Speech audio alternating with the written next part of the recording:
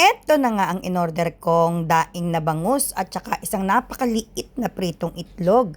At hindi ko alam na yung palang nasa maliit na yun ay suka. Akala ko naman mga kaulam ay patis. Dumating na rin ang aking sabaw at saka ang kutsara at tinidor. So ayun mga kaulam, akala ko na may patis Ang ginawa ko ay akin munang tinikman ang sabaw ay masarap na pero parang nakukulangan ako sa lasa. Ang ginawa ko ay nilagyan ko at akala ko ay patis ko po pagkalagay ko mga kaulam ay maasim, yung pala'y suka. It made sense dahil nga yan ay bangus, ay syempre suka ang sausawan, pero ang kanilang daing ay maano na, maasim na talab na ang suka doon sa kanilang daing. Hindi ko alam bakit nagbibigay pa sila ng suka. Dapat ang ibinibigay nila ay yung ano, yung kahit ano, kahit anong sausawan. Tapos ang itlog nila ay super liit.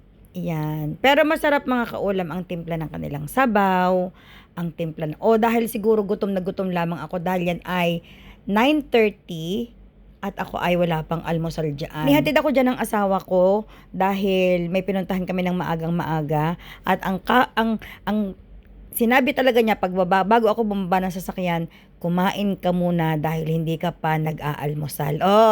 Ang haba ng buhok, may kaulam, charo. Dahil nung alas 7 mga kaulam, bumili siya ng dalawang parata na may itlog, tapos isang tsaa. Pilipilit niya ako na bibilhan din daw niya ako ng parata at tsaa para kumain. Sabi ko, hindi pa ako nagugutom. Alas 7 yun ng umaga mga kaulam. Sabi ko, wag mo muna akong pilitin kumain at ako hindi pa nagugutom. Maya-maya pa ng kaunti ako magugutom. Mama muna ako sa kanyang trabaho para magbanding-banding lang kami mag-asawa dahil matagal na namin hindi ito nagagawa. Yung ganitong lalabas kami ng kamilaang, yung magkukulitan laang. So nagkulitan kami kanina, kami nagpakain ng mga ibon na kanyang mga kaibigan. Pinagmalaki talaga niya sa akin kung saan siya nagpapakain. Dahil araw-araw mga kaulam, tuwing nasa bahay kami sa gabi, ikinukwento niya sa akin yung pagpapatuka niya ng mga ibon, yung kung saan niya nilalagay ang mga tubig. Hindi ko naman mga kaulam naiintindihan na dinala pala niya yung aking palangganang pula. Kung natatandaan ninyo, may ginagamit akong palangganang pula sa kusina. Pag nagluluto ako, nagbablog ako doon. Kaya pala yun mga kaulam ay nawawala. Dinala pala niya at doon pala niya pinaiinom ang mga ibon. Bumili naman siya ng kapalit, kulay green. Pero yung binili niya, medyo mababaw yung pagkapalanggana. Kaya gusto ko yung kulay pula, medyo malalim ang pagkapalanggana niya, maraming naiilagay. Di man lang ipinaalam sa akin na gagamitin niya yung palangganang pula pagpapainom sa mga ibon. Hindi lang naman daw ibon ang pinapainom niya doon. May mga pusa, yun daw mga pusang nadaan, umiinom din daw doon. Sabi ko talaga naman mga kaulam, pag kumandidatong mayor itong asawa ko yung mananalo. Masaya na siya sa gayong buhay mga kaulam, yung umagang-umaga, pupunta siya doon sa pinagpapatypingan niya, tapos doon napakarami talagang ibon doon tsaka mga pusa. Yun na yung kaligayahan niya mga kaulam, yung nagpapatuka. Kung hindi man yun na itatanong mga kaulam, ang asawa ko bumili ng dalawang boxes na tuna. Dahil naka-sale daw, tig to 2 dirhams daw ang isa, 1.99.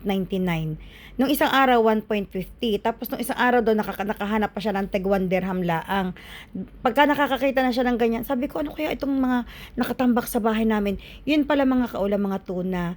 Ang ginagawa naman niya, pinapakain niya sa mga pusang gala. Kaso na problema siya dahil ang lata ng mga tuna na kanyang binili, kaya daw pala naka-sale ay hindi easy open can. Gagamitan pa ng abrelata para laang daw mabuksan. Sabi ko, walang problema yan. Dami-dami nating abrelata sa kusina. Ang problema daw niya, pag sa ibang lugar siya nagpapakain, wala naman daw siyang dalang abrelata. Sabi ko, problema gayon, sa dami ng abrelata sa kusina, ay di magdala ka ng isa, ilagay mo sa sasakyan. Sabi niya, oo nga matalino ka talaga. Pero hindi ako nakapaglagay ng tsinelas na extra sa sasakyan. Sa totoo lang mga kaulam, meron naman talaga ako dating tsinelas na extra. Nung Eid, kumain kami ng pamilya ko at saka ng mga kapatid ko sa hotel. Na-flat din ang aking sandals. Ayun, ginamit ko yung tsinelas na nakareserba sa kotse, tas hindi ko na naibalik. Ay di ngayon alam ko na